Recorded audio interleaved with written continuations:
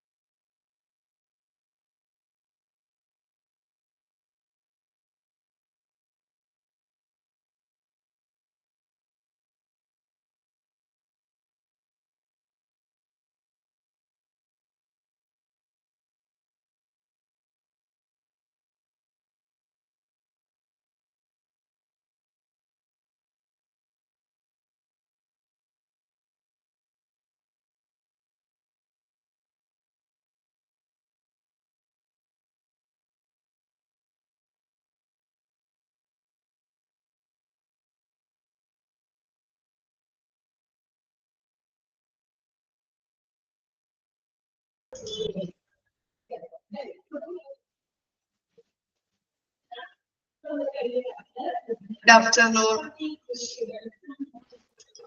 Good afternoon, Miss. Afternoon.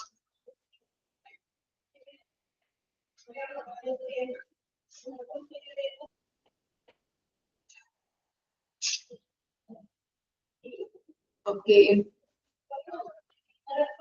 നമ്മൾ പുതിയൊരു chapter start ചെയ്തു അല്ലെ. Talent management and compensation management start ചെയ്തിരുന്നു. നമ്മുടെ കഴിഞ്ഞ ക്ലാസ്സിൽ നോക്കിയത് എന്താണ് കൺസെപ്റ്റ് ഓഫ് ടാലന്റ് മാനേജ്മെന്റ് അല്ലെങ്കിൽ TM മോഡൽ, ടാലന്റ് മാനേജ്മെന്റ് മോഡലിനെ കുറിച്ചാണ് നമ്മൾ നോക്കിയത്. ഓരോ സ്റ്റെപ്പ് ബൈ സ്റ്റെപ്പ് ആയിരുന്നു അല്ലെ. Planning, attracting, selecting, developing, retaining and transitioning അല്ലെ. ഓക്കെ, പ്ലാനിങ് ആൻഡ് അട്രാക്ടിങ്, അതുപോലെ സെലക്ടിങ്, ഡെവലപ്പിംഗ് ഒക്കെ വരെ നമ്മൾ നോക്കിയിരുന്നു അല്ലെ.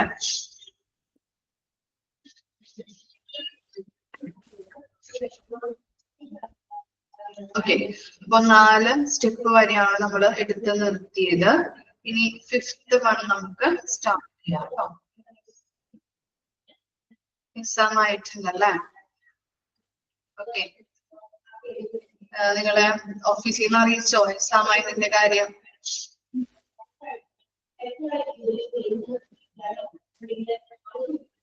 ഓക്കെ, അപ്പൊ എന്നാണ് ഡേറ്റ് തന്നിരുന്നോ?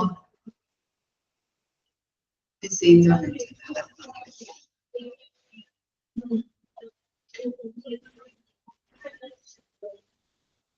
ഡേറ്റ് തന്നിട്ടുണ്ടോ? 28 എത്ര ചാപ്റ്റേഴ്സ് എന്നാണ് പറഞ്ഞത്? എത്ര ചാപ്റ്റേഴ്സ് ഉണ്ട്? 3 വരാം അല്ലെ. 3 ചാപ്റ്റേഴ്സ് ആണുള്ളത് അല്ലെ. അപ്പൊ അത്ര പേര് 1ഉം 2ഉം.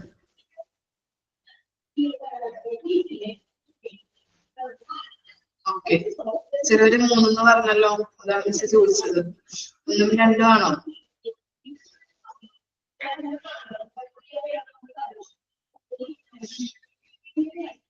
ആ 1, 2, 3 ആണ്. ഓക്കെ, അപ്പൊ 1, 2, 3 ഉണ്ടാവും കേട്ടോ. ഓക്കെ, അപ്പൊ അത് നന്നായിട്ട് പഠിച്ചു തുടങ്ങാം കേട്ടോ. 2 നമുക്കറിയാം, ഇത്തിരി വലിയ ചാപ്റ്റർ ആണല്ലേ. നമ്മള് കഴിഞ്ഞ ആഴ്ച എടുത്ത് കംപ്ലീറ്റ് ആക്കിയുള്ളൂ. അപ്പൊ ഇമ്പോർട്ടന്റ് ആയിട്ടുള്ള ഭാഗങ്ങള് ടഫാണോ ഇത് സ്മിത? രണ്ടാമത്തെ ചാപ്റ്റർ ടഫ് ആണ് അല്ലെ, കുറെ കാര്യങ്ങൾ പഠിക്കാനുണ്ട് അല്ലേ? ഇതിൽ ലെങ്ത്തുള്ള ചാപ്റ്റർ ആണ്. ഓക്കെ, അപ്പൊ നെക്സ്റ്റ് ക്ലാസ്സിൽ വരുമ്പോൾ മിസ് ചെറിയതായിട്ട് രണ്ടാമത്തെ പാഠത്തിന്റെ ഇമ്പോർട്ടന്റ് ആയിട്ടുള്ള ഭാഗങ്ങള് മിസ് ഒന്ന് പറഞ്ഞു തരാം കേട്ടോ. കുഴപ്പമില്ല, പേടിക്കേണ്ട ആവശ്യമില്ല. കൺഫ്യൂഷൻ വരും അല്ലെ? ഓക്കെ, ശരിയാണ്. കുറെ എന്താണ് പ്രിൻസിപ്പിൾസ് ഉണ്ട്, അതുപോലെ ഫാക്ടേഴ്സ്, ഫീച്ചേഴ്സ്, അങ്ങനെ കുറെ അധികം പോയിന്റ്സുകൾ ഉണ്ടല്ലേ. എക്സാം എങ്ങനെയാണെന്ന് അറിയില്ല, സാരില്ല, കുഴപ്പമില്ല, പേടിക്കേണ്ട ആവശ്യമുള്ള ഓപ്ഷൻസ് ഒക്കെ ഉണ്ടാവുമല്ലോ. അപ്പൊ അത് നോക്കി ഐഡന്റിഫൈ ചെയ്തിട്ട് എഴുതാൻ മതി കേട്ടോ. പ്രാർത്ഥിക്കുക, അതുപോലെ എഴുതാനായിട്ട് നന്നായിട്ട് ഇരുന്ന് പഠിക്കാം. ഇപ്പൊ നമുക്ക് ടൈം ഉണ്ടല്ലോ. ഓക്കെ, കുറച്ച് ദിവസം ഉണ്ടല്ലേ. അപ്പൊ അതനുസരിച്ചിട്ട് പഠിക്കുക. 1, 2 2ആണ് ഇത്തിരി ബുദ്ധിമുട്ടുള്ള ചാപ്റ്റർ എന്ന് പറയുന്നത് അല്ലെ. 3ഉം അതുപോലെ 1ഉം കുഴപ്പമില്ലല്ലോ പഠിക്കാനായിട്ട്, ചെറിയ ചാപ്റ്റേഴ്സ് അല്ലേ. അപ്പൊ പാടുള്ളത് അല്ലെങ്കിൽ കൂടുതൽ ഉള്ളത് സ്ട്രെസ് കൊടുത്ത് പഠിക്കാൻ നോക്കാം. ബാക്കിയുള്ളത് ജസ്റ്റ് വായിച്ചുള്ളത്. ഗൈഡ് അല്ലെ, ഗൈഡിന്റെ കാര്യം ഇവിടെ നിന്ന് അറിയിച്ചിരുന്നോ?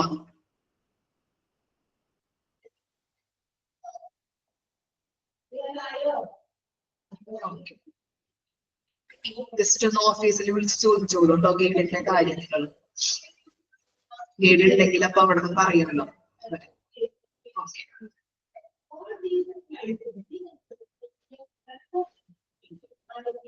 ഓക്കെ, അപ്പൊ നമുക്ക് സ്റ്റാർട്ട് ചെയ്യാം കേട്ടോ. നിങ്ങൾ പേടിക്കേണ്ട ആവശ്യമില്ല. നെക്സ്റ്റ് ക്ലാസ്സിൽ വരുമ്പോൾ മിസ് ജസ്റ്റ് ഒന്ന് പറഞ്ഞു തരാം. രണ്ടാമത്തെ പാഠം ഇമ്പോർട്ടന്റ് ആയിട്ടുള്ള ഭാഗങ്ങൾ ഒന്ന് പറഞ്ഞു തരാം കേട്ടോ. നെക്സ്റ്റ് ക്ലാസ് നമുക്ക് തുടങ്ങാം.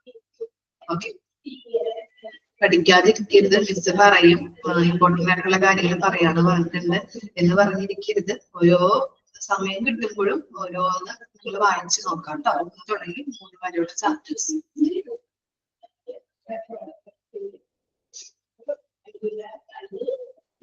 അപ്പോ നമ്മൾ പറഞ്ഞത് എന്താണ്? Talent management process module, sorry model ആയിരുന്നു. അല്ലെങ്കിൽ എന്താണ് പറയുന്നത്? കൺസെപ്റ്റ് അല്ലെ. കൺസെപ്റ്റ് അല്ലെങ്കിൽ ടാലന്റ് മാനേജ്മെന്റ് മൊഡ്യൂൾ എന്നാണ് പറയുന്നത് കേട്ടോ. സോറി, മൊഡ്യൂൾ അല്ല, മോഡല്.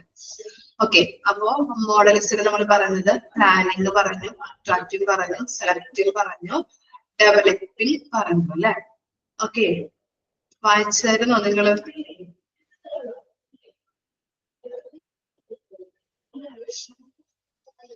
ഓക്കെ, ഇനി നെക്സ്റ്റ് ആണ് 5th പറഞ്ഞാൽ എന്താ? റീറ്റെയിനിങ്. റീറ്റെയിനിങ് എന്ന് പറഞ്ഞാൽ എന്താണ്? റീറ്റെയിനിങ് എന്താണ്? റീറ്റെയിനിങ് നിലനിർത്തുക അല്ലെ. ഓക്കെ, അപ്പോ ഓർഗനൈസേഷനിലാകുമ്പോ എന്താണ് ഈ എംപ്ലോയീസിനെ നിലനിർത്താൻ വേണ്ടിയിട്ട് അവരെന്തൊക്കെ തന്ത്രങ്ങളായിരിക്കാം യൂസ് ചെയ്യുന്നത്? പറയാൻ പറ്റുമോ? ഓർഗനൈസേഷനില് അവര് എംപ്ലോയീസിനെ നിലനിർത്താൻ വേണ്ടിയിട്ട് എന്തൊക്കെ തന്ത്രങ്ങളായിരിക്കാം ഉപയോഗിക്കുന്നത്?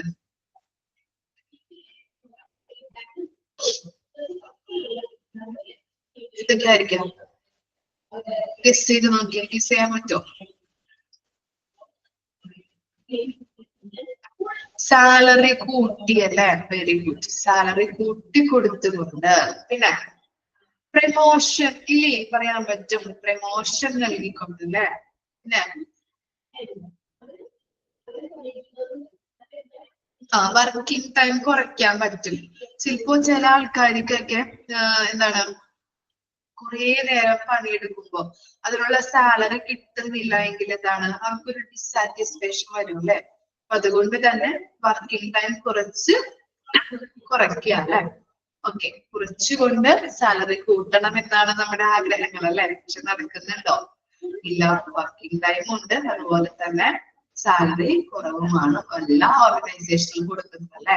പ്രൈവറ്റ് ഇൻസ്റ്റിറ്റ്യൂഷനിലൊക്കെ ആയിട്ടുണ്ടെങ്കിൽ ഗവൺമെന്റ് ജോലിക്കാർക്കൊക്കെയാണ് സുഖമാണ്, പണിയെടുക്കണ്ട അല്ലെ. ഗവൺമെന്റ് ജോലി കിട്ടാനായിട്ട് വളരെ ബുദ്ധിമുട്ടാണ്, എന്നാൽ കിട്ടിക്കഴിഞ്ഞിട്ടുണ്ടെങ്കിലോ പരമസുഖവുമാണ് അല്ലെ. എന്നാൽ പ്രൈവറ്റ് സ്ഥാപനങ്ങൾക്കാണെങ്കിലോ എങ്ങനെയാണ്? പ്രൈവറ്റിനാണെങ്കിൽ കുറേയധികം ജോലികൾ ഉണ്ട് അല്ലെ. ജോലികൾ, വർക്കിംഗ് ടൈം ഒക്കെ, അതുപോലെ തന്നെ ടാർജറ്റ് ഉണ്ടാവും. അപ്പൊ അങ്ങനെയുള്ള കാര്യങ്ങളൊക്കെ പ്രൈവറ്റ് ജോലികൾക്ക് ഉണ്ടാവും. ഓക്കെ, നമുക്ക് നോക്കാം. റീറ്റെയിനിങ്, ഫിഫ്ത്ത് പോയിന്റ് ആണ്. For organizational existence and survival, employee retain is vital. Okay, ഇവിടെ പറയുന്നത് സ്ഥാപനത്തിന്റെ നിലനിൽപ്പിനും ജീവനക്കാരെ നിലനിർത്തുന്നത് അത്യന്താപേക്ഷിതമാണ് അല്ലെ. അത്യന്താപേക്ഷിതമാണ് ഇത് ജീവനക്കാരെ നിലനിർത്തണം എന്നുള്ളത് അല്ലെ. നമുക്കറിയാം, ഒരു ഓർഗനൈസേഷന്റെ നിലനിൽപ്പ് തന്നെ ആരുടെ കയ്യിലാണ്? അവിടുത്തെ എംപ്ലോയീസിന്റെയിലാണ് അല്ലെ. എംപ്ലോയീസ് ഇല്ലെങ്കിൽ അവിടുത്തെ പ്രവർത്തനങ്ങള് നല്ല രീതിയിൽ പോകില്ല. അവിടെ ആര് വേണം? ലേബേഴ്സ് വേണം അല്ലെ, എംപ്ലോയീസ് വേണം.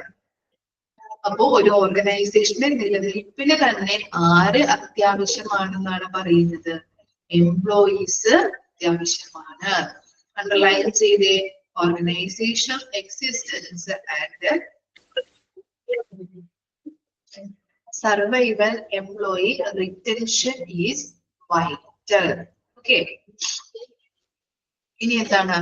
Following are the ways of employee retention. ഇനി എംപ്ലോയിനെ നിലനിർത്താൻ വേണ്ടിയിട്ട് എന്തൊക്കെ വഴികളാണ് നമ്മൾ ഓർഗനൈസേഷൻസ് എടുത്തിരിക്കുന്നത്? ഓക്കെ, ഫസ്റ്റ് നിങ്ങൾ പറഞ്ഞതുപോലെ പ്രമോഷൻ ആൻഡ് ഇൻക്രിമെന്റ്സ് അല്ലെ. Promotion and increments. Providing, second one ആണ് providing opportunities for growth by handing over special projects. എന്താണ്? സ്പെഷ്യൽ പ്രൊജക്ട്സുകൾ കൈമാറിക്കൊണ്ട് അവസരങ്ങൾ നൽകുക അല്ലെ. അപ്പോ എന്താണ്? നല്ല രീതിയിൽ അവർക്ക് ഒരു ജോലി കൊടുത്തിട്ടുണ്ട് എന്നുള്ളൊരു മനോഭാവം അവരിൽ വരും അല്ലെ. കാൻഡിഡേറ്റ്സിന്റെ ഉള്ളിൽ വരും. ഒരു സ്പെഷ്യൽ പ്രൊജക്റ്റ് ഒക്കെ കൊടുക്കുമ്പോൾ നല്ല രീതിയിൽ ചെയ്യണം, അത് നല്ല രീതിയിൽ ഉത്തരവാദിത്വത്തോടു കൂടി ചെയ്യണം എന്നുള്ളൊരു തോന്നല് കാൻഡിഡേറ്റ്സിന്റെ ഉള്ളിൽ വരും. അങ്ങനെയുള്ള പല പല അവസരങ്ങളും കാൻഡിഡേറ്റ്സിന് കൊടുക്കേണ്ടത് അത്യാവശ്യമാണ്. ഇനി എന്താണ്? പാർട്ടിസിപ്പേറ്റീവ് ഡിസിഷൻ മേക്കിംഗ് അല്ലേ. എന്ത് ചെയ്യണം? ഓരോ തീരുമാനങ്ങളും ഓർഗനൈസേഷനിൽ എടുക്കുമ്പോൾ അത് അതിന് ഉതകുന്ന രീതിയിലുള്ള അല്ലെ, അവന്റെ കയ്യിൽ നിന്നുള്ളൊരു എന്താണ് ഡിസിഷൻ, തീരുമാനം അല്ലെ, അവൻ ചെയ്യാനായിട്ട്, അല്ലെങ്കിൽ എന്തെങ്കിലും ഓർഗനൈസേഷനിൽ വല്ല തീരുമാനങ്ങൾ എടുക്കുകയാണെങ്കിൽ ആരെയും കൂടി ഉൾപ്പെടുത്തേണ്ടത് അത്യാവശ്യമാണ്. എംപ്ലോയീസിനെയും കൂടി, എംപ്ലോയീസിന്റെ തീരുമാനങ്ങൾ കൂടിയും അറിഞ്ഞിട്ട് വേണം ഓർഗനൈസേഷനിൽ ഓരോ കാര്യങ്ങളും നടപ്പിലാക്കാനായിട്ട്. അപ്പൊ എന്താണ്? അവന്റെ മനസ്സിൽ തോന്നും, എന്നെ കൺസിഡർ ചെയ്യുന്നുണ്ട് അല്ലെ, ഒരു തൊഴിലാളിയായിട്ടല്ല, ഒരു ചെറിയൊരു ഫാമിലി മെമ്പർ പോലെ ആയിരിക്കാം അവിടെ കാണുന്നത് എന്നുള്ളൊരു ഇത് അവന്റെ മനസ്സിലുണ്ടെങ്കിൽ അവനവിടെ നിലനിന്ന് പോവാനായിട്ട് സാധിക്കുന്നുണ്ട്. അങ്ങനെ ഓർഗനൈസേഷൻ പ്രോഫിറ്റ് കൂട്ടാനായിട്ട് അല്ലെ, അവനവിടെ പിടിച്ചു നിർത്തി വർക്ക് ചെയ്യിപ്പിച്ച് പ്രോഫിറ്റ്, അതുപോലെ ഓർഗനൈസേഷന്റെ ഗോൾ അച്ചീവ് ചെയ്യാനായിട്ട് സഹായിക്കുന്നുണ്ട്. പിന്നെ എന്താണ്? Teaching new job skills. ഒരു പുതിയ അല്ലെങ്കിൽ ഒരു വെറൈറ്റി എന്തെങ്കിലും ഒരു ടെക്നോളജിയുമായിട്ട് ബന്ധപ്പെട്ട് ഒരു പുതിയൊരു ടെക്നോളജി ഒക്കെ വന്നു കഴിഞ്ഞിട്ടുണ്ടെങ്കിൽ അവനത് ചെയ്യാനായിട്ട് അറിയില്ല. അങ്ങനെയാണെങ്കിൽ എന്താണ്? അവനെ പറഞ്ഞു കൊടുത്ത് ഗൈഡ് ചെയ്യിപ്പിച്ച് അവനെ സൂപ്പർവൈസ് ചെയ്ത് മോട്ടിവേഷൻ ഒക്കെ കൊടുത്തുകൊണ്ട് അവനില് ആ സ്കില്ല് വളർത്താനായിട്ട് നോക്കണം. ഇനി എന്താണ്? Identifying the individuals contribution and effort. എന്ത് ചെയ്യണം? വ്യക്തിയുടെ സംഭാവനയും എന്താണ്, അതുപോലെ തന്നെ പരിശ്രമവും തിരിച്ചറിയണം നമ്മൾ. ഓക്കെ, ഓരോ വ്യക്തി അവനെടുക്കുന്ന എഫേർട്ട് എത്രത്തോളം ഉണ്ട്, ആ ജോലിയിൽ നമ്മൾ കൊടുക്കുന്ന ജോലിയിൽ അവരെടുക്കുന്ന കോൺട്രിബ്യൂഷൻ അല്ലെങ്കിൽ എഫേർട്ട് എത്രത്തോളം ഉണ്ടെന്ന് നമ്മൾ മനസ്സിലാക്കേണ്ടത് അത്യാവശ്യമാണ്. അപ്പൊ അവനെ അറിയാൻ ശ്രമിച്ചു കഴിഞ്ഞിട്ടുണ്ടെങ്കിൽ എന്താണ് അവിടെ ഓർഗനൈസേഷനിൽ നിലനിൽക്കാനായിട്ട് സാധിക്കുന്നുണ്ട്. ഓരോ കാര്യങ്ങളും അവരെ കൺസിഡർ ചെയ്യുന്നുണ്ട്, അവനെ മനസ്സിലാക്കുന്നുണ്ട് എന്ന് തോന്നിക്കഴിഞ്ഞിട്ടുണ്ടെങ്കിൽ എംപ്ലോയിക്ക് ആ ഓർഗനൈസേഷനിൽ നിലനിൽക്കാനായിട്ട് അല്ലെങ്കിൽ അവിടെ നിന്ന് പിരിഞ്ഞു പോകാനായിട്ട് അവൻ ശ്രമിക്കുകയില്ലല്ലേ. അപ്പൊ ഇത്രയും കാര്യങ്ങളാണ് റീറ്റെയിനിങ്ങിൽ വരുന്നത്. ഓക്കെ, ഒന്ന് വായിച്ചു നോക്കിയേ. ആ പോയിന്റ്സ് ഒന്ന് വായിക്കാം കേട്ടോ, ഇമ്പോർട്ടന്റ് ആണ് പോയിന്റ്സ്. അതുപോലെ തന്നെ ഫസ്റ്റ് ലൈൻ അണ്ടർലൈൻ ചെയ്യാം. Organisational existence and the survival employee retention is vital. Okay, no, I just not get point.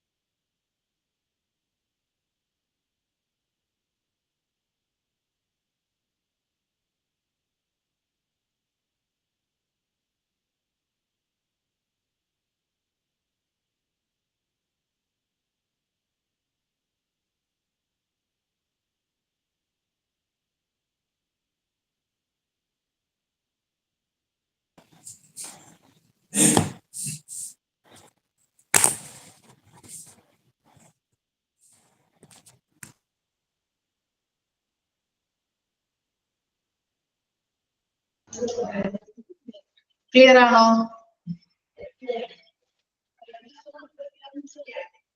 Okay. ഇനി നെക്സ്റ്റ് ആണ് സിക്സ്ത് വൺ ആണ് ട്രാൻസിഷനിങ് കേട്ടോ. Okay, ട്രാൻസിഷനിങ്. Talent management aims at the overall transformation of the employees to achieve the organizational vision.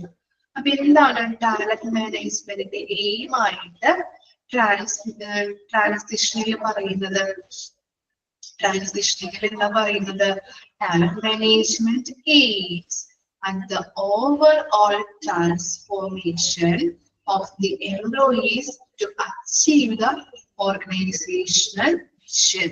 എന്താണ്?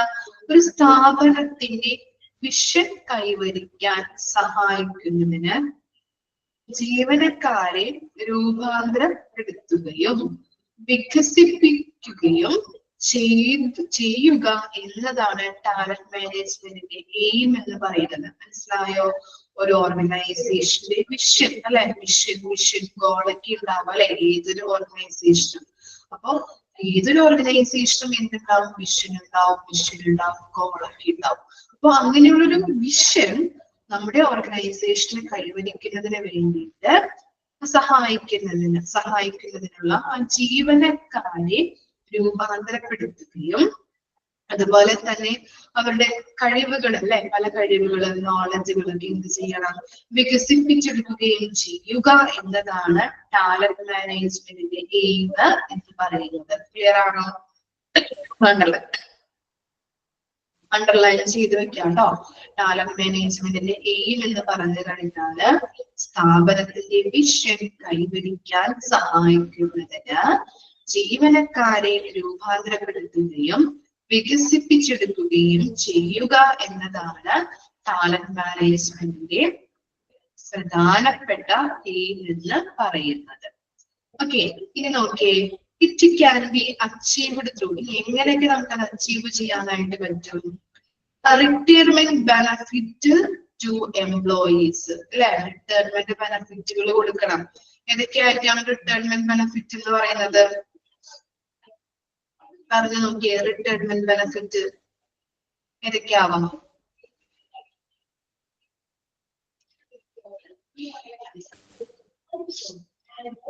Old age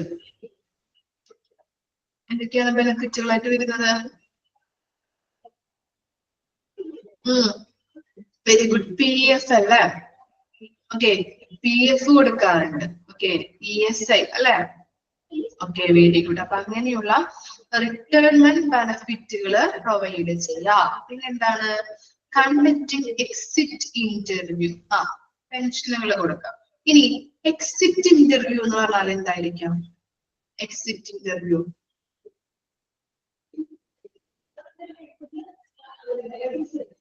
എന്താണ്? Exit interview എവിടെയെങ്കിലും പഠിച്ചിട്ടുണ്ടോ?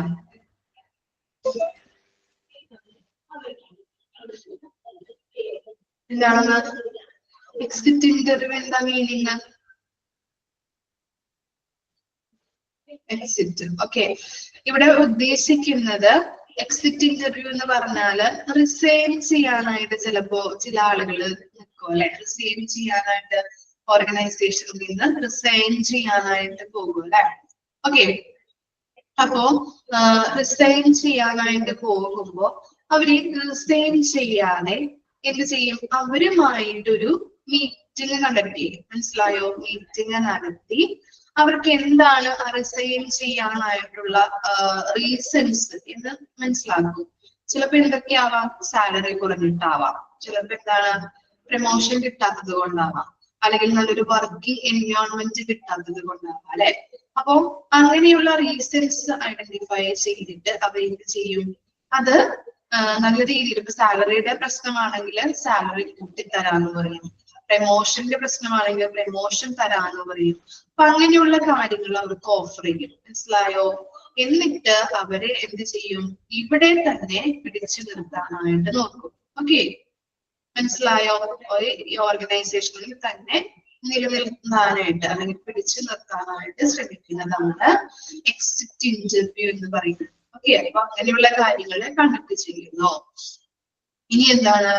Succession planning or internal promotions. ഇവിടെ എന്താണ്? പിന്തുടർച്ച ആസൂത്രണം അല്ലെങ്കിൽ ആന്തരിക പ്രമോഷൻസ് അല്ലെ? ഉള്ളിൽ നിന്നുകൊണ്ട് തന്നെ ഓർഗനൈസേഷന്റെ ഉള്ളിൽ നിന്ന് പ്രമോഷനുകൾ കൊടുക്കാം. അപ്പൊ എന്താണ്? അവർക്കൊരു സന്തോഷം അല്ലെ? ഹാപ്പി സാറ്റിസ്ഫാക്ഷൻ ഉണ്ടാവും അല്ലെ? പ്രമോഷൻ കിട്ടിക്കഴിഞ്ഞിട്ടുണ്ടെങ്കിൽ അങ്ങനെയുള്ള കാര്യങ്ങൾ ചെയ്തു കൊടുത്ത് അവരെ അവിടെ നിലനിർത്താനായിട്ട് ശ്രമിക്കുകയും അതിന്റെ ഓർഗനൈസേഷനിലെ ഗോൾ ഇങ്ങനെയുള്ള വെൽ സ്കിൽഡ് ആയിട്ടുള്ള ആളുകളെ അവിടെ നിലനിർത്തി ഓർഗനൈസേഷന്റെ മിഷൻ ഗോൾസ് ഇതൊക്കെ അച്ചീവ് ചെയ്യാനായിട്ട് ശ്രമിക്കുകയും ചെയ്യുന്നു. അതാണ് ട്രാൻസിഷനിൽ പറയുന്നത്.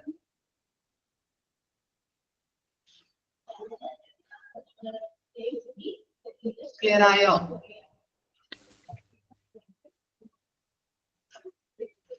പോയിന്റ്സ് വായിക്കാം. ഇമ്പോർട്ടന്റ് ഉള്ളത് അണ്ടർലൈൻ ചെയ്യാം. ഞാൻ പറഞ്ഞിട്ടുണ്ടായിരുന്നു എന്താണ് അതിന്റെ മെയിൻ എയിം എന്നുള്ളത് കേട്ടോ. എയിമിന്റെ ടാലന്റ് മാനേജ്മെന്റിന്റെ എയിം കൊടുത്തിട്ടുണ്ട്. അത് അണ്ടർലൈൻ ചെയ്ത് വെക്കാം. ചോദിച്ചു കഴിഞ്ഞാൽ എഴുതേണ്ടതാണ്.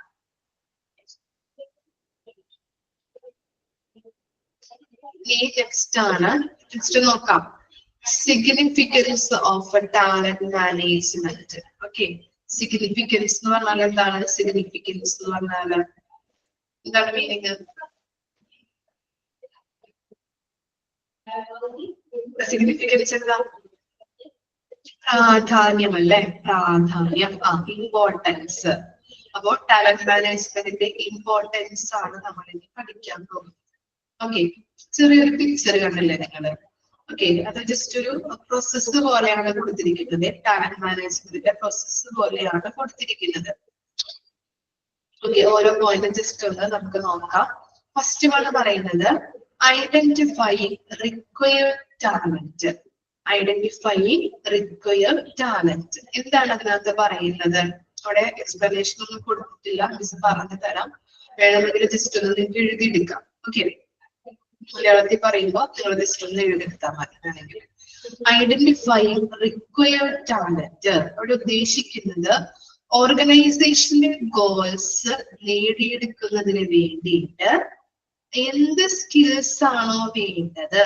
അപ്പൊ ഓർഗനൈസേഷന്റെ ഗോൾസ് ഉണ്ടാവുമല്ലോ, അത് നേടിയെടുക്കുന്നതിന് വേണ്ടിയിട്ട് എന്ത് സ്കിൽസ് ആണോ വേണ്ടത് അത് കൃത്യമായിട്ട് ഐഡന്റിഫൈ ചെയ്യുന്നു. അതാണ് അതിൽ പറയുന്നത്.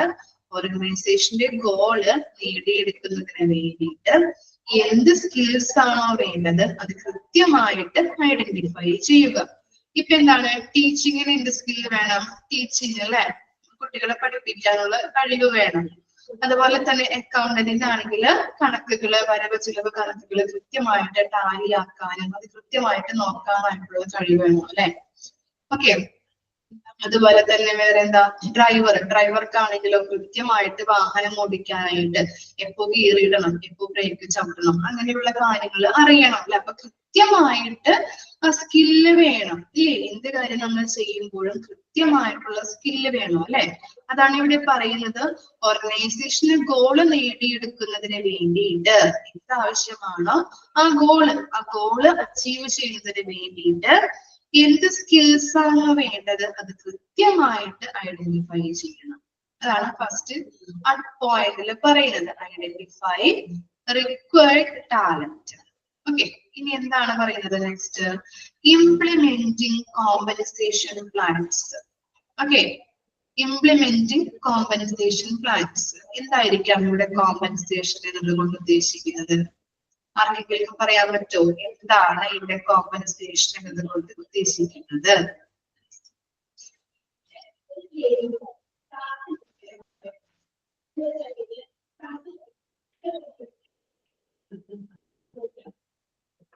മെഡിക്കലാണോ?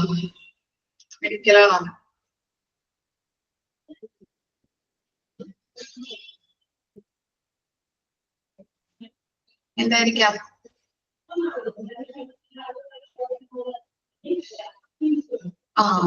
എക്സ്ട്രാ മണി. ഓക്കെ, പിന്നെ യോഗ്യത പരിശോധന. ഓക്കെ, ഇവിടെ ഉദ്ദേശിക്കുന്നത് ഏറ്റവും ടോപ്പ് ആയിട്ടുള്ള എന്താണ് കാൻഡിഡേറ്റിനെ അട്രാക്ട് ചെയ്യിപ്പിക്കുന്നതിന് വേണ്ടിയിട്ട് കോമ്പൻസേഷൻ പാക്കേജ് ഡിസൈൻ ചെയ്യുക.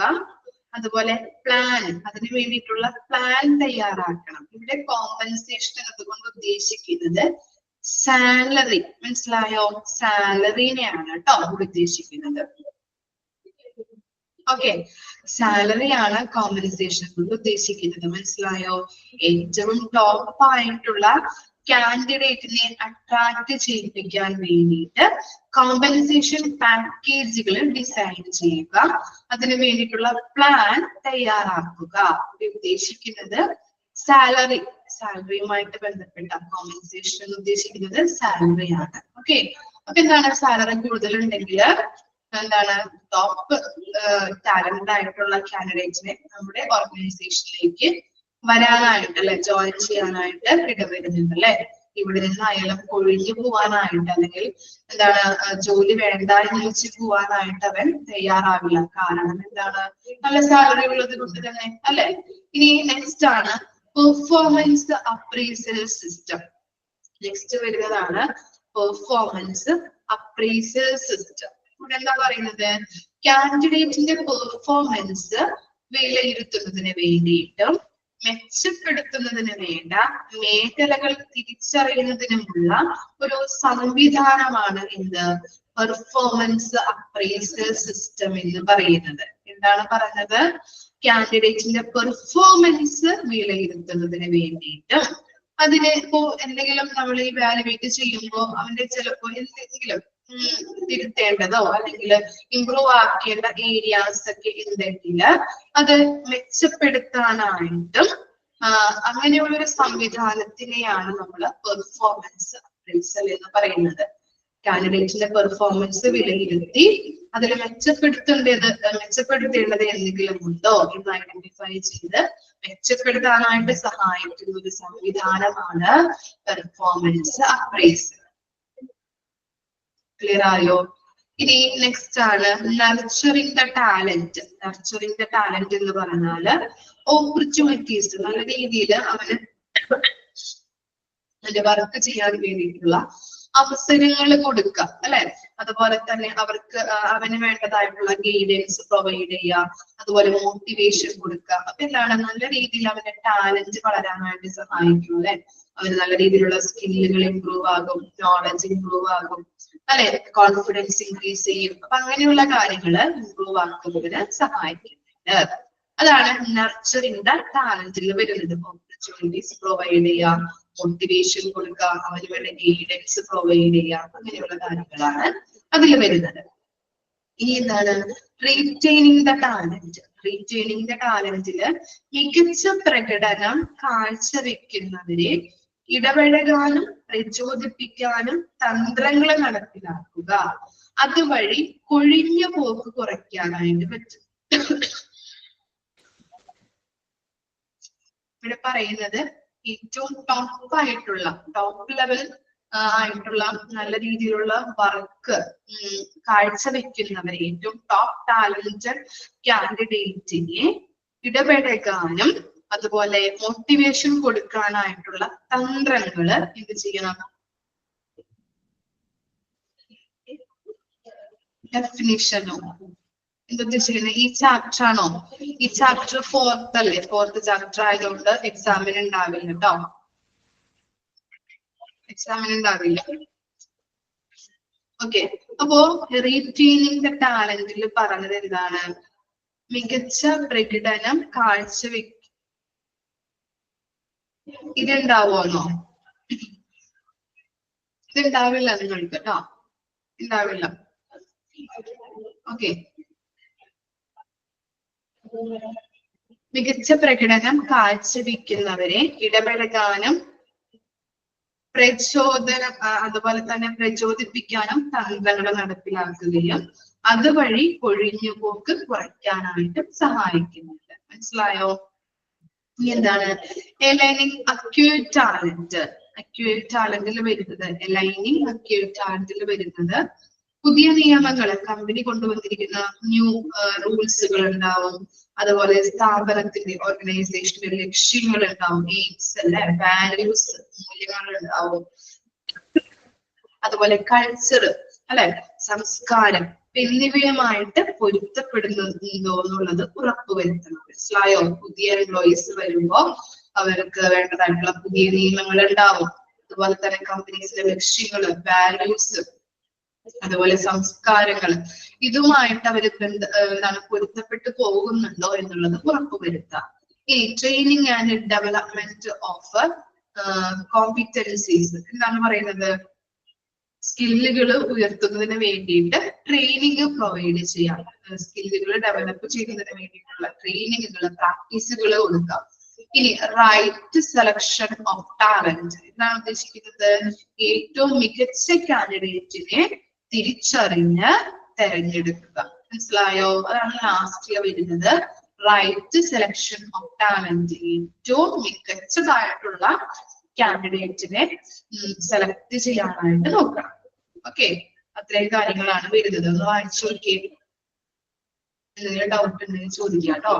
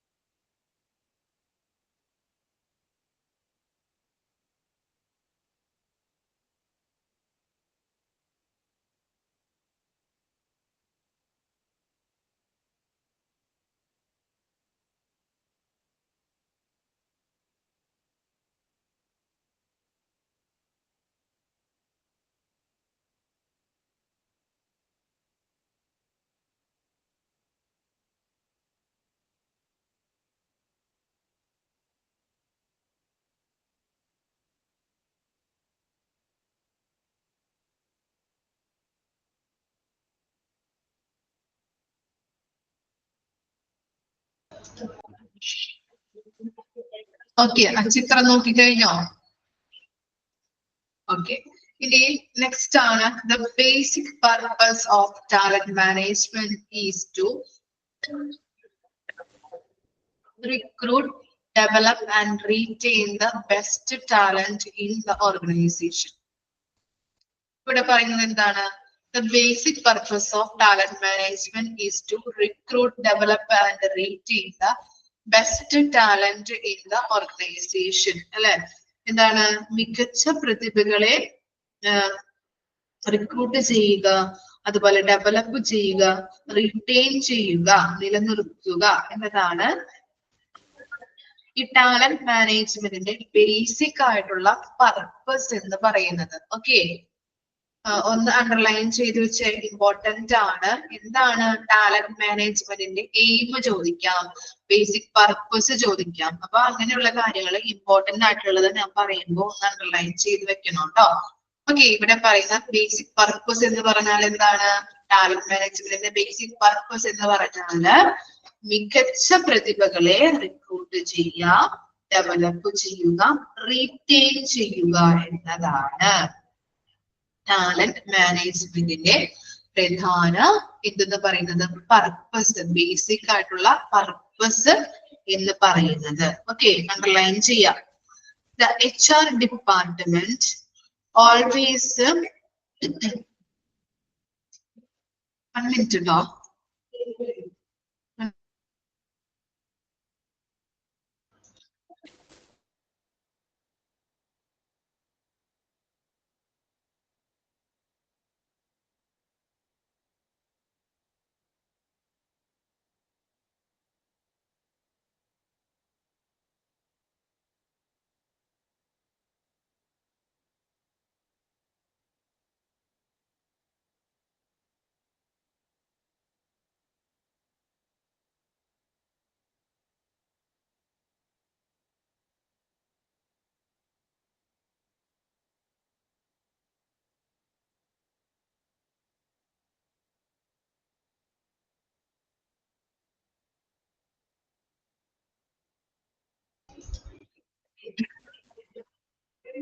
ഓക്കെ, നമുക്ക് നോക്കാം.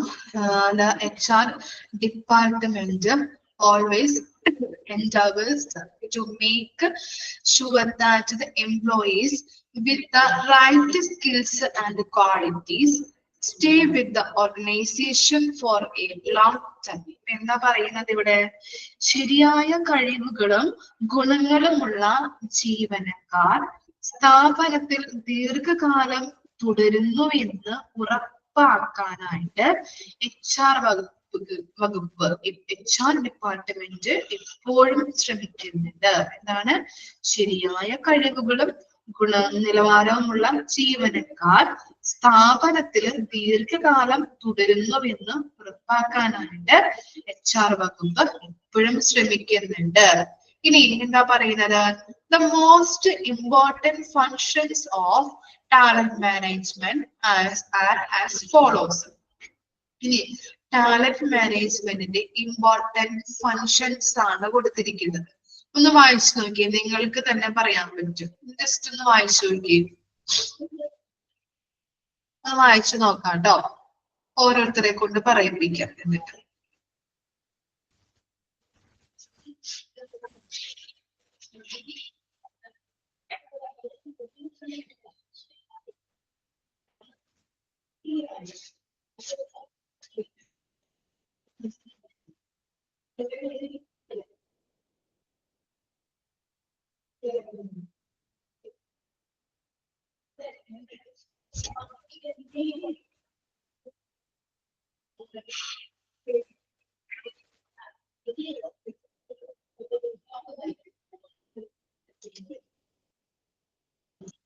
വായിച്ചു കഴിഞ്ഞെങ്കിൽ കമന്റ് ഇട്ടാ മതി കേട്ടോ.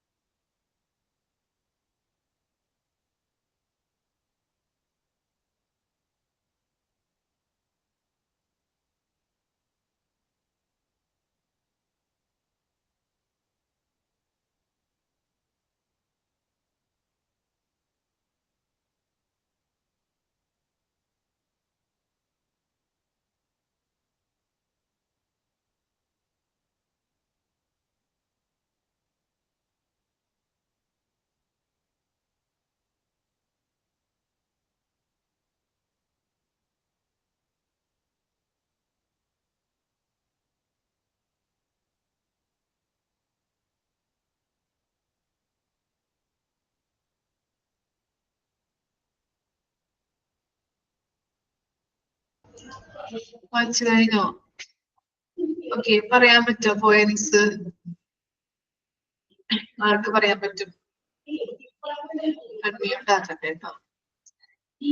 ഓക്കെ, ആരെങ്കിലും ഒരാളെ പറഞ്ഞോളൂ കേട്ടോ.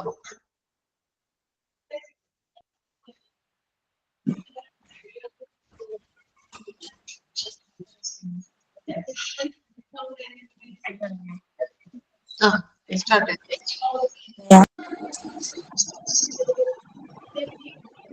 Establishing a high performance workforce. High performance ഉള്ളവരെ അവിടെ നിലനിർത്തുന്നു, അല്ല അവര് പെർഫോം ചെയ്യുന്നു, ജോലി നിലനിർത്തുന്നു. പിന്നെന്താ, പ്രൊഡക്ടിവിറ്റി വർദ്ധിപ്പിക്കുന്നു. പിന്നെ കഴിവില്ലാത്തവരെയും ട്രെയിനിങ് കുറഞ്ഞവരെയും കമ്പനിയിൽ നിന്ന് പുറത്താക്കുന്നത്, അല്ലെങ്കിൽ അവിടെ നഷ്ടങ്ങൾ വരുന്നു. പിന്നെന്താണ്, ഹൈ പെർഫോമൻസ് ഉള്ളവരെ നിലനിർത്തുന്നു.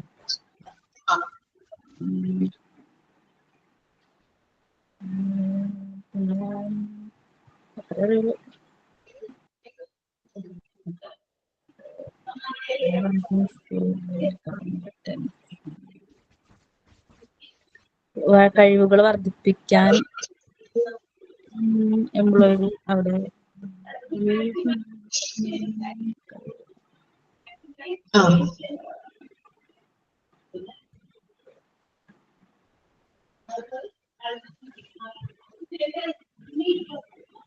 പിന്നെ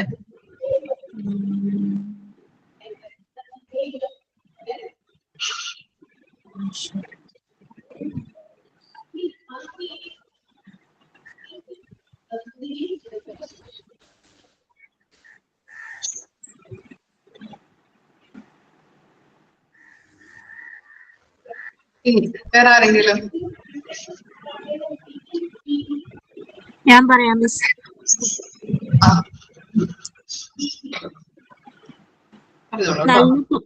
നല്ല പെർഫോമൻസ് കാഴ്ചവെക്കുന്ന വർക്ക് ഫോഴ്സിനെ സ്ഥാപിക്കുക. പിന്നെ നല്ല പൊട്ടൻഷ്യൽ ഉള്ള ഇൻഡിവിജ്വൽസിനെ, അല്ലാതെ വ്യക്തികളെ ആകർഷിക്കുക. അതുപോലെ തന്നെ അവർക്ക് പ്രോപ്പർ ആയിട്ടുള്ള ട്രെയിനിങ് ഒക്കെ കൊടുക്കുക. പിന്നെ ഒരു ഓർഗനൈസേഷന്റെ പ്രൊഡക്ടിവിറ്റി വർദ്ധിപ്പിക്കുക. പിന്നെ കഴിവില്ലാത്തതും ട്രെയിൻ ചെയ്യാത്തതുമായിട്ടുള്ള വർക്ക് ഫോഴ്സിനെ ഒഴിവാക്കിക്കൊണ്ടും തെറ്റുകൾ തിരുത്തിക്കൊണ്ടും ലാഭകരമായിട്ടുള്ള ഒരു ടൈം മാനേജ്മെന്റ് കൊണ്ടുവരിക. പിന്നെ നല്ല ടാലന്റഡ് ആയിട്ടുള്ള എംപ്ലോയീസിനെ നിലനിർത്തുക. പിന്നെ ഓർഗനൈസേഷന്റെ വളർച്ചയ്ക്കും പുരോഗതി ഉറപ്പുവരുത്തുക. പിന്നെ എംപ്ലോയീസിന്റെ ഇടയിലുള്ള കഴിവുകളെയും മത്സര ബുദ്ധിയെയും ഡെവലപ്പ് ചെയ്യുക. ഓക്കെ, വെരി ഗുഡ്, നന്നായിട്ട് പറഞ്ഞു കേട്ടോ. നെക്സ്റ്റ് ആർക്കെങ്കിലും പറയാൻ പറ്റോ? ആരെങ്കിലും അത് നോക്കൂ. ആരെങ്കിലും?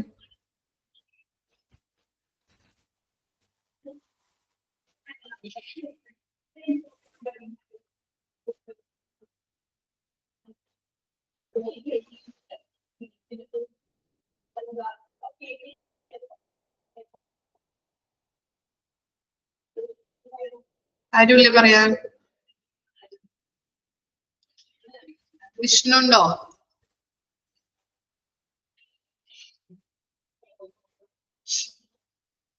സ്മിത പറയാൻ പറ്റോ?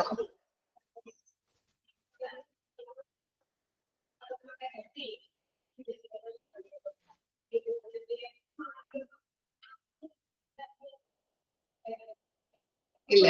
ഓക്കെ, എന്താണ് മെയിൻ ഫംഗ്ഷൻ ആയിട്ട് പറയുന്നത്, ഇമ്പോർട്ടന്റ് ഫംഗ്ഷൻ ആയിട്ട് പറയുന്നത്? ഫസ്റ്റ് വൺ പറഞ്ഞത് എന്താണ്? Establishing A high performance work force അല്ലെ. നല്ലൊരു ഉയർന്ന എന്താണ് വർക്ക് ഫോഴ്സ്, പ്രകടന ശേഷിയുള്ള ഒരു തൊഴിൽ സ്ഥാപിക്കണം. ഓക്കെ, നല്ല രീതിയിൽ എംപ്ലോയീസിന് ട്രെയിനിങ്ങുകളൊക്കെ കൊടുക്കുമ്പോൾ നല്ല രീതിയിലുള്ള ഒരു വർക്ക് ഫോഴ്സ് അവിടെ സ്ഥാപിക്കാനായിട്ട് ഇടവരുന്നത്.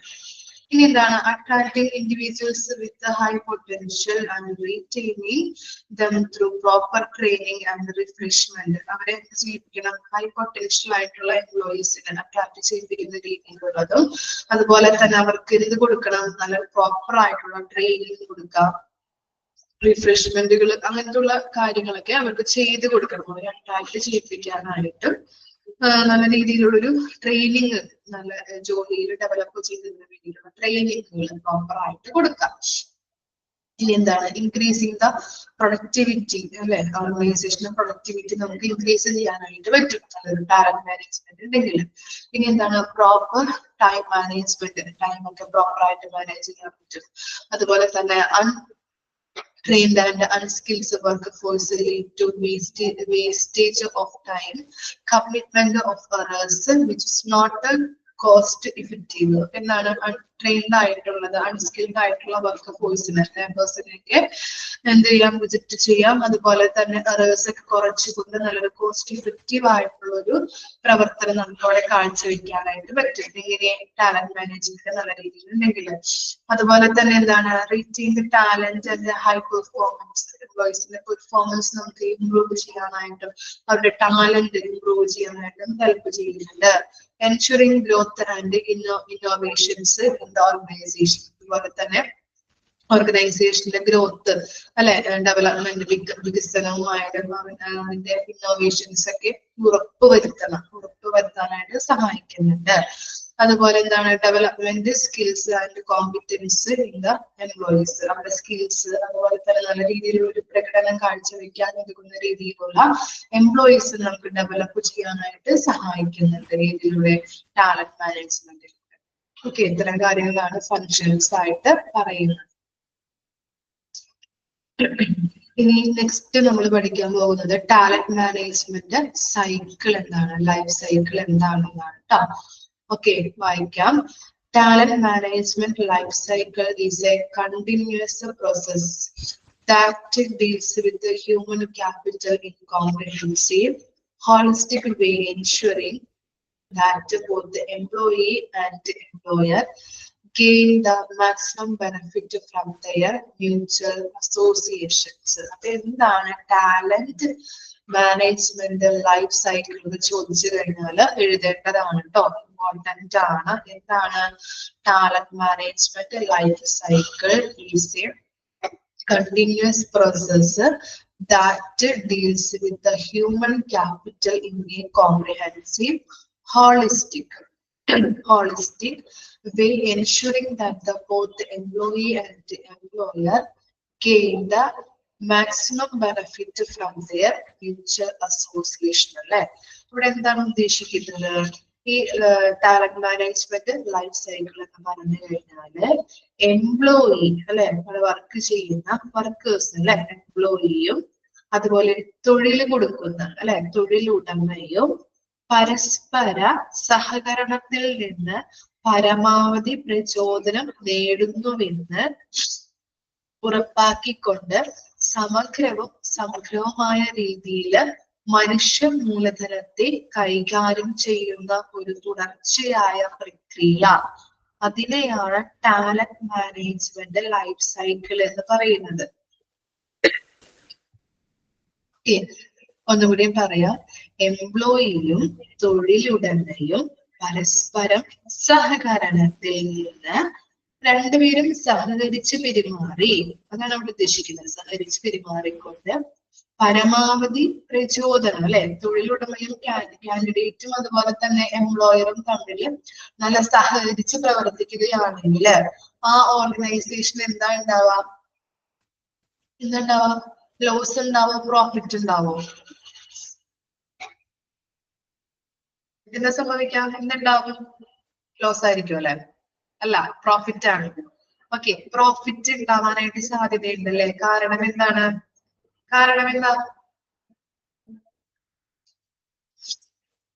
കാരണം എന്തായിരിക്കും അവര് രണ്ടുപേരും കൂടിയും ഒരുമിച്ച് നിന്നല്ലേ സഹകരിച്ചാണ് പ്രവർത്തിക്കുന്നത് ഇപ്പോ എംപ്ലോയിക്ക് വേണ്ടതായിട്ടുള്ള ഗൈഡൻസ് മോട്ടിവേഷൻ കോൺഫിഡൻസ് ഒക്കെ ആര് പകർന്നു കൊടുക്കും അപ്പോ തന്നെ രണ്ടാളും സഹകരിച്ചാണ് നിൽക്കുന്നത് ഓക്കെ, വെരി ഗുഡ്. അപ്പൊ എംപ്ലോയിക്ക് വേണ്ടതായിട്ടുള്ള ഗൈഡൻസ്, മോട്ടിവേഷൻ, കോൺഫിഡൻസ് ഒക്കെ ഈ എംപ്ലോയിയുടെ ഭാഗത്ത് നിന്ന് ഉള്ളത് കൊണ്ട് തന്നെ അവിടെ എന്താണ്, രണ്ടുപേരും സഹകരിച്ച് പ്രവർത്തിക്കുന്നത് കൊണ്ട് തന്നെ ഓർഗനൈസേഷന്റെ ഗോൾ അച്ചീവ് ചെയ്യാൻ പറ്റും. ഓക്കെ, അങ്ങനെ തുടർന്നു കൊണ്ടുപോകുന്ന ഒരു പ്രക്രിയ അതാണ് ഉദ്ദേശിക്കുന്നത് കേട്ടോ. ഇവിടെ പറയുന്നത് എന്താണ്, എംപ്ലോയിയും തൊഴിലുടമയും പരസ്പര സഹകരണത്തിൽ നിന്ന് പരമാവധി പ്രചോദനം നേടുന്നുവെന്ന് ഉറപ്പാക്കിക്കൊണ്ട് സമഗ്രവുമായ രീതിയിൽ മനുഷ്യ മൂലധനത്തെ കൈകാര്യം ചെയ്യുന്ന ഒരു തുടർച്ചയായ പ്രക്രിയ, അതിനെയാണ് നമ്മൾ പറയുന്നത് talent management life cycle.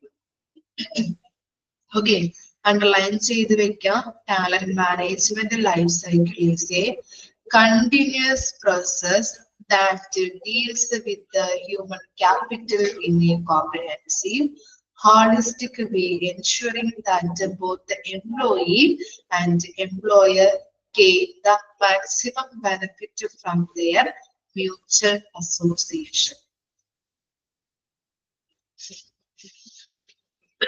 Clear ആയോ? ഇനി എന്താണ് ഫസ്റ്റ് സൈക്കിളിൽ, ലൈഫ് സൈക്കിളിന്റെ ഫസ്റ്റ് സ്റ്റേജിൽ വരുന്നത് എന്താണ്, ദ ഓർഗനൈസേഷണൽ പ്ലാൻ അല്ലെ. ഫസ്റ്റ് വന്ന് നോക്കാം. Define the categories of people you are going to need in the future to meet and or exceed your business plans. എന്താണ്, ഭാവിയിൽ നിങ്ങൾ കണ്ടുമുട്ടേണ്ട ആളുകളുടെ വിഭാഗങ്ങളെ നിർവചിക്കുന്നു. എന്ന് വെച്ച് കഴിഞ്ഞിട്ടുണ്ടെങ്കിൽ എക്സിസ്റ്റിംഗ് ആയിട്ടുള്ള അല്ലെങ്കിൽ നമ്മുടെ ഭാവിയിൽ കണ്ടുമുട്ടേണ്ട ആളുകൾ എന്ന് പറയുമ്പോൾ നമ്മുടെ കൂടെ വർക്ക് ചെയ്യുന്ന കൊളീഗ്സ് അല്ലെ, വർക്ക് ചെയ്യുന്ന സ്റ്റാഫുകൾ ഉണ്ടാവുമല്ലോ, അവരുമായിട്ട് നമ്മൾ കണ്ടുമുട്ടേണ്ട ആളുകളുടെ വിഭാഗങ്ങളെ, കൂടെ ജോലി ചെയ്യേണ്ട ആളുകളെയും നമ്മളെ ജോലി ചെയ്യേണ്ട വിഭാഗവും എന്താണെന്നുള്ളത് ഡിഫൈൻ ചെയ്യുന്നു. മനസ്സിലായോ? ഇനി എന്താണ്, define the specific skills and skills level required for each position. അപ്പൊ എന്താണ്, ഈച്ച് പൊസിഷന് വേണ്ടതായിട്ടുള്ള സ്കില്ലുകൾ. ഇപ്പൊ ഓരോ ടീച്ചിങ്ങിനാണെങ്കിൽ ടീച്ചിങ് സ്കില്ല് വേണം, ഡ്രൈവർക്കാണെങ്കിൽ അല്ലെ വാഹനം നല്ല രീതിയിൽ ഓടിക്കാനായിട്ടുള്ള സ്കില്ല് വേണം അല്ലെ, എല്ലാ കാര്യങ്ങളും ക്ലച്ച് എവിടെയാണ്, ആക്സിലേറ്റർ എവിടെയാണ്, അപ്പൊ അതൊക്കെ അയാൾക്ക് അറിഞ്ഞിരിക്കണം. അങ്ങനെയുള്ള പല ഓരോ ജോബിനും ഓരോ സ്കില്ലുകൾ ഉണ്ട് അല്ലെ. അപ്പൊ ഈച്ച് പൊസിഷന് ഒരു സ്പെസിഫിക് സ്കില്ലും ഉണ്ടാവും, അതുപോലെ തന്നെ പല നൈപുണ്യങ്ങളും ഉണ്ടാവും അല്ലെ. അപ്പൊ അങ്ങനെയുള്ള സ്കില്ലുകൾ, സ്പെസിഫിക് സ്കില്ലുകളായാലും നൈപുണ്യങ്ങളായാലും ഏത് പൊസിഷനാണോ ഏതൊക്കെ സ്കില്ലുകൾ ആവശ്യമായിട്ട് വരുന്നത് അത് ഡിഫൈൻ ചെയ്യുക. ഇനി എന്താണ്, define the job goals and standards for each position type. ഓരോ ജോബ് ടൈപ്പിനും വേണ്ട ഗോൾസും മാനദണ്ഡങ്ങളും സ്റ്റാൻഡേർഡ്സുകളും മാനദണ്ഡങ്ങളും ഡിഫൈൻ ചെയ്യണം. ഇനി എന്താണ്, determines the average cost for the each position type. ഓരോ പൊസിഷനും എന്തുണ്ടാവും, സാലറി അല്ലെങ്കിൽ ബെനഫിറ്റുകൾ അല്ലെ. ഈ ജോലിക്ക് അല്ലെങ്കിൽ ഈ പൊസിഷനിൽ ഇത്ര സാലറിയാണ്, അല്ലെങ്കിൽ ഈ ബെനിഫിറ്റ് ആണ് ഉണ്ടാകുന്നത് അല്ലെ. അങ്ങനെയുള്ള ബെനിഫിറ്റ്, സാലറിയുടെ കാര്യമായാലും ബെനിഫിറ്റുകൾ എങ്ങനെയാണെന്നുള്ളതും ഡിഫൈൻ ചെയ്യാം ഓരോ ജോബ് ടൈപ്പിനും. അതുപോലെ quantifies how long individuals remain the each job type. ഓരോ ജോബ് ടൈപ്പിലും വ്യക്തികളെ എത്ര കാലം തുടരുമെന്ന് കണക്കാക്കുന്നു. ഓക്കെ, അതാണ് ലാസ്റ്റ് വൺ പറയുന്നത്. ഓരോ ജോബ് ടൈപ്പിലും വ്യക്തികളെ എത്ര കാലം തുടരുന്നു എന്നുള്ളത് കണക്കാക്കുന്നുണ്ട്. അപ്പോ ഇതാണ് ഫസ്റ്റ് ഓർഗനൈസേഷണൽ പ്ലാൻസിൽ വരുന്ന പോയിന്റ്സ് ആയിട്ട് പറയുന്നത്. ഫസ്റ്റ് വൺ പറഞ്ഞത് നമ്മൾ കണ്ടുമുട്ടേണ്ട ആളുകൾ അല്ലെ, നമ്മുടെ കൊളീഗ്സും അതുപോലെ തന്നെ നമ്മുടെ വിഭാഗങ്ങളും ഏതാണെന്നുള്ളത് ഡിഫൈൻ ചെയ്യുന്നു. അതുപോലെ തന്നെ ഓരോ ജോബ് ടൈപ്പിനും വേണ്ട സ്കില്ലുകളായാലും സ്പെസിഫിക് സ്കിൽസ് ആയാലും മറ്റു സ്കിൽസുകളായാലും ഡിഫൈൻ ചെയ്യുക. അതുപോലെ ഓരോ ജോബ് ടൈപ്പിനും വേണ്ട ഗോളുകൾ, സ്റ്റാൻഡേർഡ്സുകൾ, പാലിക്കേണ്ട മാനദണ്ഡങ്ങൾ എന്തൊക്കെയാണെന്നുള്ളത് ഡിഫൈൻ ചെയ്യുക. ഓരോ ജോബ് ടൈപ്പിനും വേണ്ട സാലറി ബെനിഫിറ്റ് ഏതൊക്കെയാണെന്നുള്ളത് നിർണ്ണയിക്കുന്നു, ഡിറ്റർമൈൻ ചെയ്യുന്നു.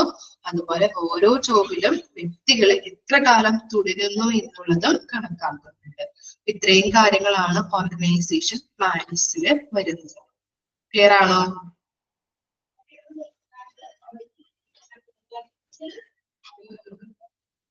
ഓക്കെ, ഇത്രയും മിസ് എടുക്കുന്നുള്ളൂ, ബാക്കി നെക്സ്റ്റ് ക്ലാസ്സിൽ എടുക്കാം കേട്ടോ. Okay, thank you. മിസ്സിന് വയ്യാത്ത കാരണം കേട്ടോ ക്യാമറ ഓൺ ചെയ്തത്, അതുകൊണ്ടാണ്. Okay, thank U.